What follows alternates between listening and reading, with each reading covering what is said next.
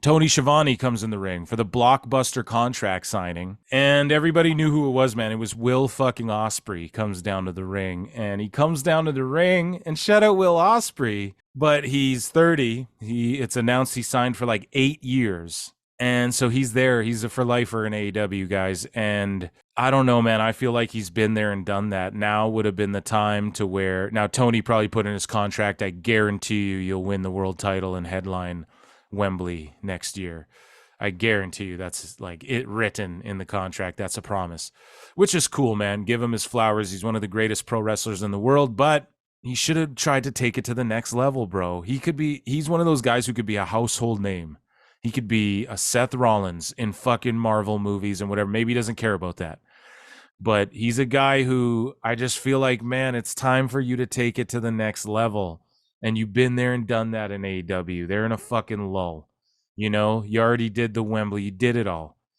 Go to WWE, show the world who I know you can be. And I'm not going to say, oh, I know what's better for the boys.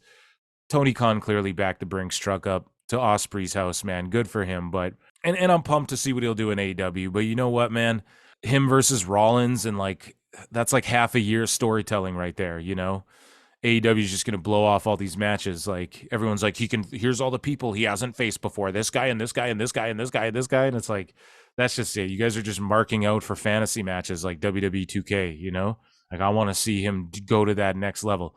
But not only that, what made this stupid is he announced, I'm signed, but I'm not exclusive here, and I'm not going to start here right away. I'm going to go finish up in New Japan and do my other dates, and then I'll come here. So it's like, why didn't they just announce it when he was exclusive and we'd only see him on AEW? And that's part of the problem. Like, you know, I don't need to only, like, I can watch Wrestling Revolution, Rev Pro or whatever the fuck and see Ronda Rousey show up there with Athena. I don't need to watch it in AEW or Ring of Honor. Like, you know, Eddie Kingston's in New Japan. I don't need to watch AEW to just see Eddie Kingston if I'm an Eddie Kingston fan.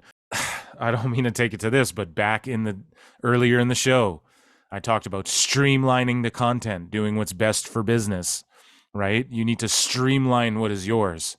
Make it apparent. Tell people what is yours, man. Keep it all cohesive and concise under one umbrella.